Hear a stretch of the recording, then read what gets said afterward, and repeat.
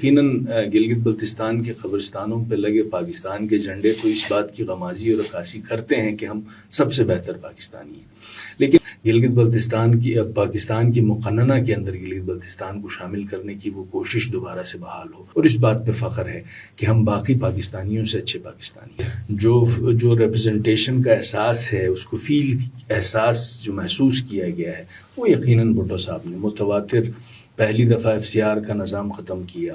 بسم اللہ الرحمن الرحیم۔ السلام علیکم ناظرین، اپنے سوشل میڈیا پلیٹ فارم سے میں ہوں علی رضا الوی۔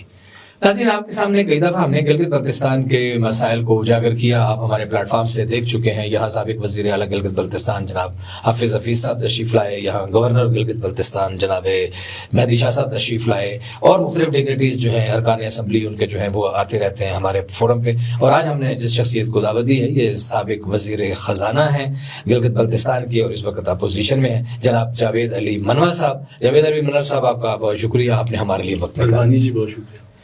منوا صاحب، کیونکہ آپ وزیر خزانہ رہے ہیں اور آپ کی اس ایشو پہ زیادہ گرپ ہے، آج کل ہم دیکھ رہے ہیں گلگت بلتستان کا جو سب سے زیادہ مسئلہ ہائی لائٹ ہو رہا ہے وہ گندم کا ایشو ہے۔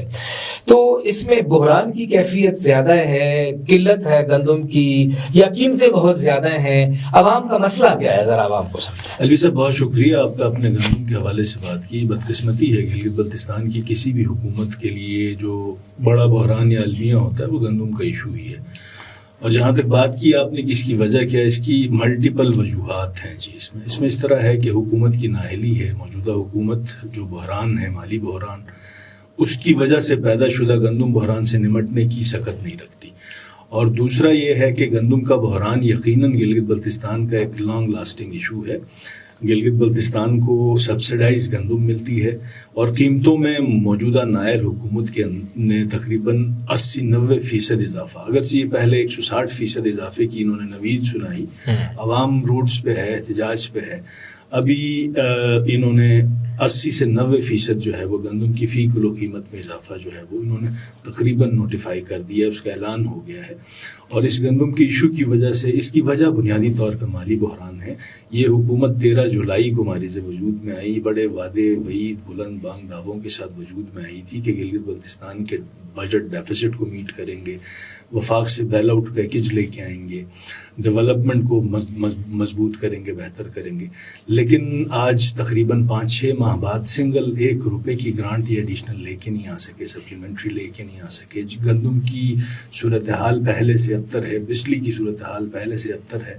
یہ ساری بنیادی طور پہ اگر یہاں اسی سیٹ پہ جہاں بیٹھے ہیں، یہاں بیٹھ کے مجھے مہدی شاہ صاحب گورنر بتا کے گئے تھے کہ میں اسلام آباد آیا ہوں اور GB کے لوگوں کے لیے خوشخبری لے کے جا رہا ہوں، 18 کروڑ کی گرانٹ لے کے جا رہا ہوں، اور آپ بتا رہے ہیں کہ 1 روپیہ بھی نہیں آیا۔ میں گزارش یہ کروں کہ میں آپ کو فیکٹس کے اوپر بتا رہا ہوں کہ گلگت بلتستان میں نے ہی جو اس مالی سال کا بجٹ میں نے پیش کیا تھا، اور سون آفٹر بجٹ وہاں پہ ایک رجیم چینج آپریشن ہوا اور حکومت تبدیل ہوئی، ایک نئی حکومت ماریز وجود میں آئی۔ لیکن میں بھی اب اعداد و شمار دیکھنے کی کوشش کر رہا ہوں، ڈھونڈ رہا ہوں کہ کہیں 1 روپے کی سپلیمنٹری یا ایڈیشنل گرانٹ فیڈرل جو ہے وہ صوبے کو دے۔ ہم بھی اسی انتظار میں بیٹھے ہیں کہ کس دن ہم وہ نوید سنیں۔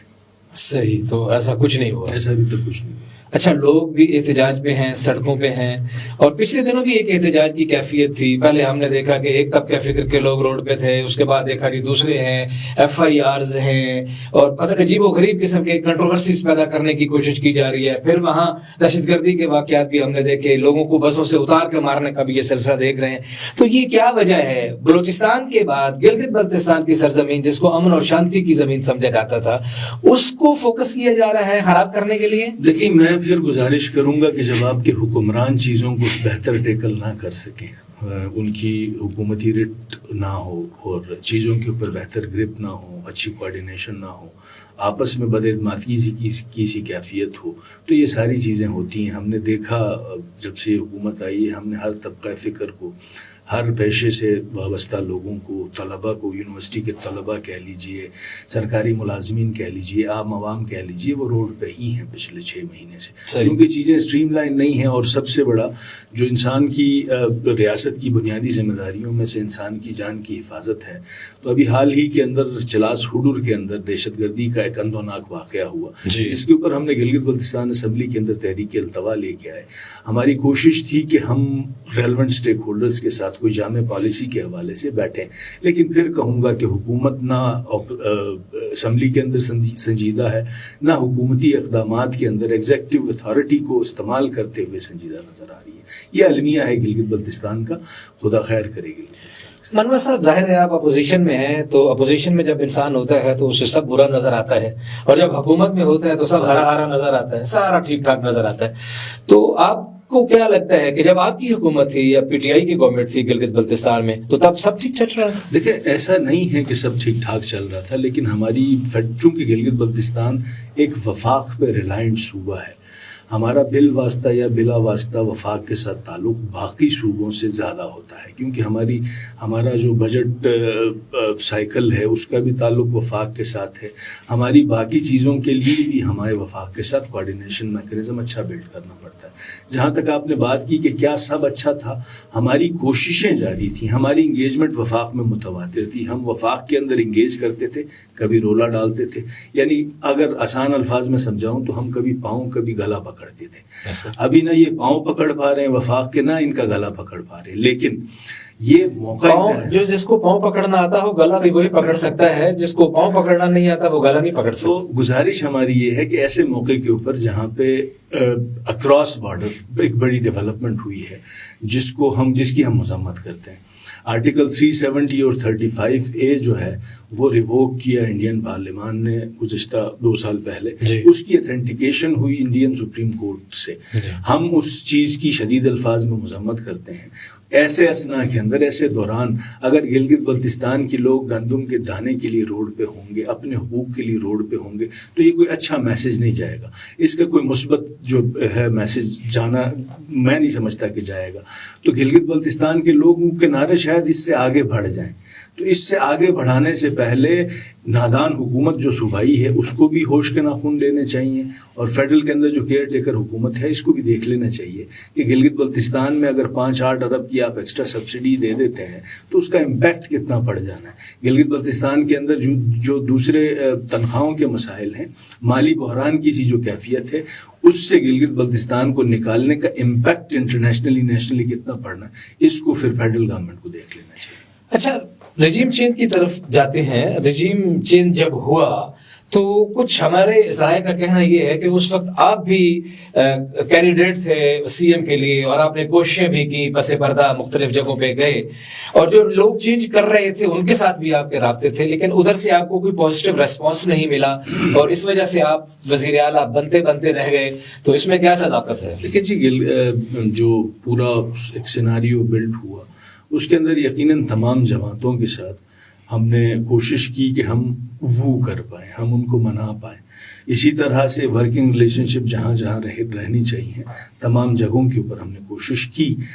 وہ جو معاملات جس طرح سے ہونے چاہیے تھے، جہاں اکثریت کو اقلیت میں بدلا گیا، اس کے اوپر تو جمہوریت کو جس طرح سے روندا گیا ہے وہ دیکھنے والی چیز ہے. کسی جماعت کی حکومت نہیں ہے، یا وہاں پہ نمائندگان کی حکومت ہے، اور اس نمائندگان کی حکومت کے اندر جب چیزیں اوپن فیلڈ ہوتی ہیں تو ہر بندہ اپنی کوشش کرتا ہے. تو ہم نے بھی معقول کوشش کی، لیکن اللہ نے نصیب میں شاید نہیں لکھا تھا تو اس لیے نہیں ہوا. اچھا، ابھی کچھ ایک پچھلے دنوں میں ایک یہ بھی بات چل رہی تھی، اور اس کے اوپر کافی لہدیں ہوئی. ہمارے پروگرام میں بھی کافی پرسنالٹیز نے اس پہ بات کی، ہم باقی میڈیا میں بھی دیکھ رہے تھے کہ کوئی اس طرح کی تجویز تھی کہ کوئی ایسا سسٹم کر لیا جائے کہ جب وفاق میں الیکشن ہوتے ہیں، اور پاکستان کے اندر سارے پروونشل بھی اور فیڈرل کے بھی، تو اسی کے ساتھ ہی میچ کیا جائے، آزاد کشمیر کو بھی اور جی بی کو بھی. کیوں کہ جب وفاق میں اگر جس پارٹی کی حکومت آ جاتی ہے وہاں جو بھی ہو وہ پھر بیڑا غرق کر دیتی ہے، خراب کرتی ہے. یہ بھی ہم نے دیکھا، پی ڈی ایم کی حکومت آئی اور چلتی حکومت جاتی جیتی ادھر کی. تو کیا آپ کس حوالے سے آپ کا کیا تھیسس ہے کہ یہ سارے اکٹھے اگر ہو جائیں، اے جے کے کا بھی اور جی بی کا بھی اسی کے ساتھ ہی، یا نہیں ہونا چاہیے؟ دیکھیں، میں اس میں گزارش کروں کہ اگر تو آپ کی ریپرزنٹیشن ایوان بالا اور ایوان دہلی کے اندر بھی ہو، آپ ڈائریکٹلی اپنی ریپرزنٹیشن وفاق کے کوارٹرز کے اندر رکھتے ہوں، تب تو آپ کی بات ٹھیک ہے، میں بھی آپ کے ساتھ متفق ہوں گا. لیکن جہاں تک بات ہے کہ میں نے پہلے گزارش کی کہ اے جے کے اور جی بی وفاق کے ساتھ بال واسطہ یا بلا واسطہ زیادہ ریلائنس رہتا ہے، ہمارا انحصار زیادہ رہتا ہے۔ اس صورتحال کے اندر اگر وفاق کے ساتھ ہمارے الیکشن ہوتے ہیں اور خدا نخواستہ وفاق اور صوبے کے اندر مختلف حکومتیں ہوتی ہیں، تو یہ جو بحرانی کیفیت ہے یہ پورے 5 سال رہے گی۔ ٹھیک ہے، اگر تو موافق حکومت ہوتی ہے تو پھر تو 5 سال ٹھیک۔ ابھی جو نظام ہے، اس نظام کے اندر یقیناً ایک 3.5-3 سال آپ کو موافق حکومت فیڈرل کے اندر جو ہوتی ہے وہ ملتی ہے۔ جہاں تک بات ہے جمہوری رویوں کی اور جمہوری اقدار کی اور جمہوریت کی، تو اس صورت میں تو یقیناً جو ایڈلٹ فرنچائز ہے اس کو اپنا حق رائے دہی صحیح استعمال کرنے کا حق ہونا چاہیے، جمہوری طور پہ فیصلے کرنے کا، سیاسی بلوغت سے فیصلے کرنے کا حق تو ہونا چاہیے۔ تو اس میں 2 ڈائیورس اوپینینز ہیں کہ اگر تو آپ نیشنل جو لیجسلیچر ہے اس کے اندر گلگت بلتستان کی اس طرح سے نمائندگی ہوتی ہے تو بالکل وفاق کے ساتھ جو ہے وہ چلنا چاہیے، انتخابات ہونے چاہیے۔ اگر تو وہ چیز ممکن نہیں ہو پاتی ہے تو صرف اس سٹرکچر کے ساتھ ہم فیڈرل کے ساتھ جانے کی، فیڈرل کے الیکشنز کے ساتھ جانے میں، تو میں یہ سمجھتا ہوں کہ پورے 5 سال بھی بحرانی کیفیت پھر خارج امکان نہیں ہوگی۔ صحیح، بالکل ٹھیک ہے۔ خورشید صاحب کو تاحیات نااہلی ہو گئی ہے، کیا کہتے ہیں؟ دیکھیں جی، عدالت کے اندر ابھی کیس جو ہے وہ انہوں نے اس کے اوپر اپیل پہ جانا ہے، تو یہ سب جوڈس میٹر ہے، اس کے اوپر میں کوشش کروں گا اس پہ بات نہ کریں۔ جی، آپ پہلے وزیر رہے، ایک اتحادی حکومت کا حصہ تھے پی ٹی آئی کی، ابھی آپ اپوزیشن میں ہیں لیکن ایک آزاد رکن جی بی اسمبلی کے طور پر میرے سامنے موجود ہیں، بات چیت کر رہے ہیں۔ آئندہ آنے والے الیکشن میں جاوید علی منوا کس پارٹی میں جانا پسند کریں گے، کس کے ٹکٹ پہ لڑنا پسند کریں گے، یا آزاد ہی لڑنا پسند کریں گے اپنی ریپرزنٹیٹیو جو پوزیشن ہے اسی حوالے سے؟ علوی صاحب، گزارش یہ ہے کہ میں نے کہا کہ I am not into politics by choice. ٹھیک ہے، حلقے کی عوام کی اصرار پہ میں نے الیکشن لڑا تھا اور آزاد حیثیت میں، اگرچہ ہم نے ٹکٹ کے لیے کوشش کی تھی چونکہ ہمارا تعلق اس وقت پاکستان تحریک انصاف سے تھا، ہمارے بڑے جو ہیں وہ اس جماعت میں تھے، ان کے وصال کے بعد ہمیں الیکشن میں آنا پڑا۔ تو ابھی بھی گزارش یہی ہے کہ اس کے اوپر پورے حلقے میں ایک گروپ ہے ہمارا سیاسی گروپ، اور سیاسی گروپ کے اندر مشاورت ہماری جاری ہے۔ اگر وہ گروپ اور وہ جو ہمارا سیاسی اتحاد ہے حلقے کے اندر وہ مناسب جانتا ہے کہ ہم کسی جماعت کو جوائن کریں تو انشاءاللہ کوشش کریں گے کہ اس جماعت کی طرف جائیں۔ اگر وہ جماعت چاہتی ہے کہ وہ گروپ ہمارا چاہتا ہے کہ ہم آزاد حیثیت میں ان کی ریپرزنٹیشن کی کوشش کریں تو اس طرف جائیں گے۔ تو اٹس ٹو ارلی، چیزیں ابھی چل رہی ہیں، ظاہر ہے ابھی کی حد تک فلور کے اوپر اپنے حلقے کی عوام کی نمائندگی آزاد حیثیت میں۔ کتنے لوگ ہیں آپ کے گروپ میں، اگر آپ ان کا نام بھی لینا پسند کریں اپنے گروپ کے لوگوں کے، تاکہ ناظرین کو ذرا مزید؟ دیکھیں، ہمارے پاس یہ آج کا نہیں ہے، یہ 3 دہائیوں پہ محیط ہمارا سیاسی گروپ ہے حلقے کے اندر۔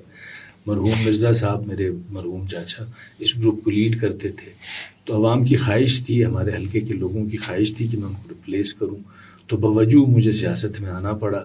ابھی مشاورت یقیناً اس میں جاری ہے، تو ان کی رائے مقدم ہے، عوام کی رائے مقدم ہے۔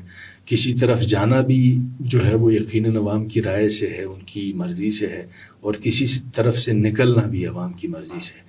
تو کوشش ہوگی کہ ان کے ساتھ مشاورت کا سلسلہ جیسے ہی ہوتا ہے مکمل تو ہم کوئی اپنا اگلا لائیں۔ آپ نے اپنی گفتگو میں عوام پہ بڑا فوکس کیا، عوام کے مسئلے پہ، عوام کی رائے پہ اور عوام کی محبتوں پہ۔ آپ کے خیال میں گلگت بلتستان کے عوام کے مسائل کیا ہیں؟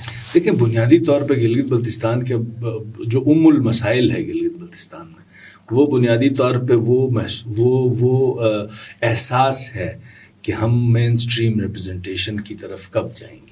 المسائل، ٹھیک ہے، جس کی وجہ سے جس کے جو اثرات ہیں تمام مسائل یا تمام وسائل کے اوپر اس مسئلے کے جو اثرات ہیں وہ پڑتے ہیں۔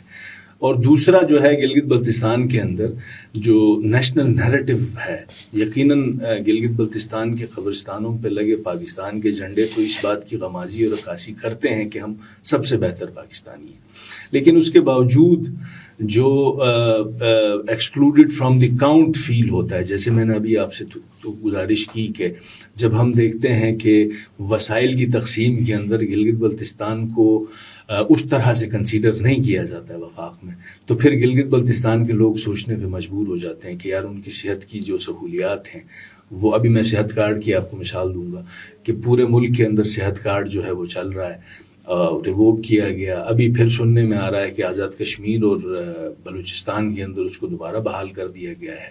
گلگت بلتستان میں اس پہ رکاوٹ ہے. تو ہر عام آدمی جب بیسک نیسیسٹیز کی طرف سوچتا ہے تو المسائل سے ہی وہ ڈرائیو کرتا ہے کہ یار ان تمام چیزوں کی بنیادی وجہ یہ ہے کہ مین سٹریم لیجسلیچر کے اندر ہماری ریپرزنٹیشن نہیں ہے, ہم شامل نہیں ہیں اس طرح سے. تو یہ بنیادی طور پہ پہلا مسئلہ ہے.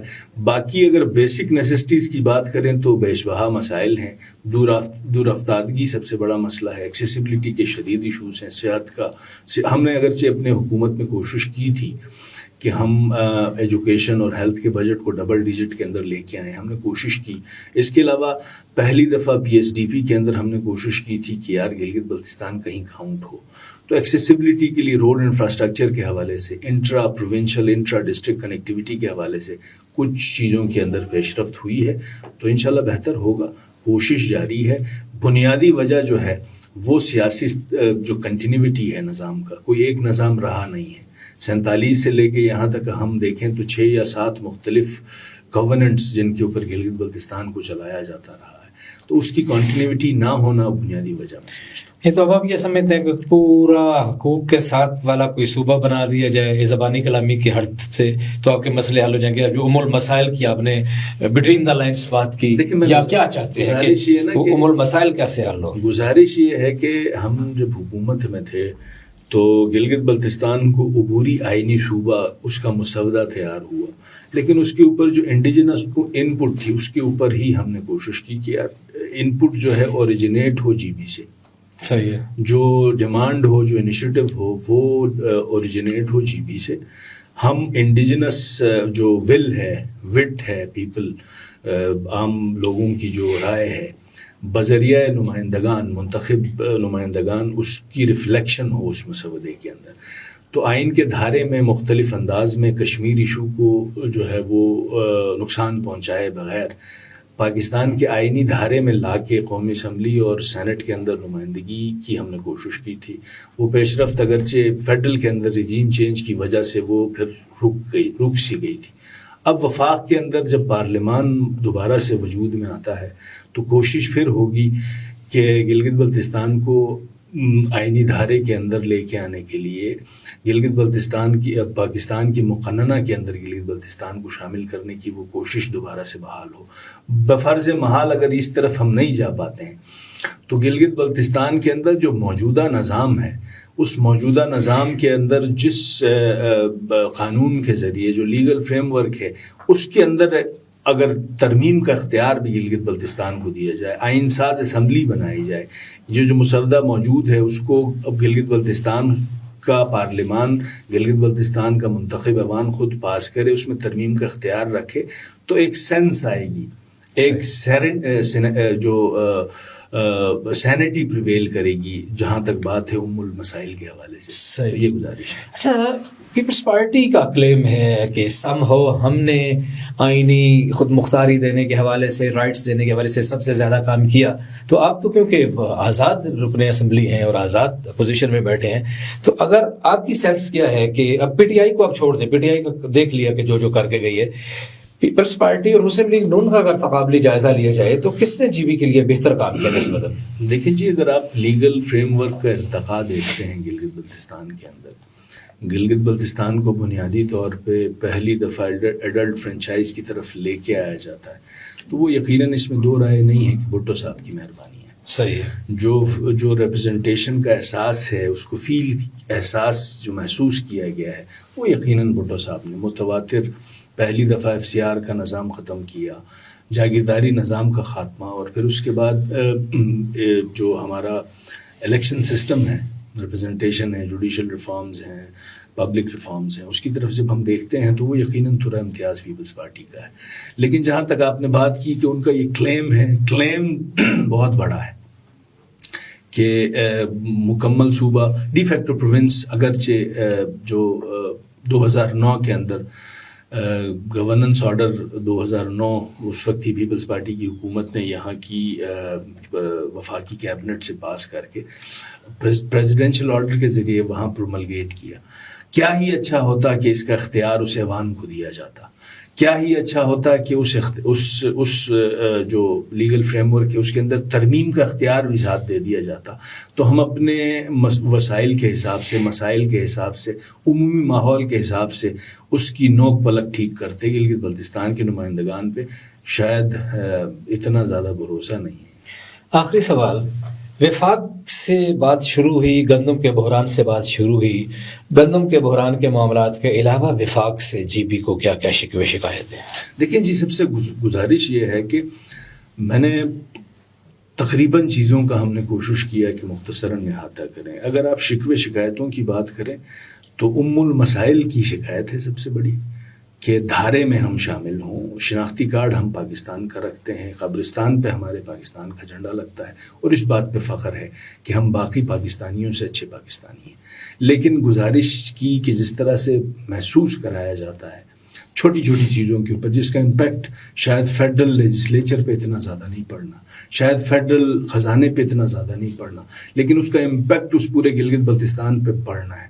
گندم کے کچھ دانوں کے لیے، تنخواہوں میں کچھ اضافے کے لیے، کسی نئی گرانٹ کے لیے، بجلی کی قیمتوں کے لیے یہ محسوس کرایا جاتا ہے کہ you are excluded from the count. یہ سب سے بڑا مسئلہ ہے۔ نہیں، لیکن اس کی وجہ جو ہے یہ وہ متنازع علاقہ ہے، یو این کی سچویشنز ہیں یا پاکستان کے اشرافیہ ہے، آخر کچھ وجہ تو ہوگی نا۔ انڈیویجولز وجہ ہے بنیادی طور کے اوپر۔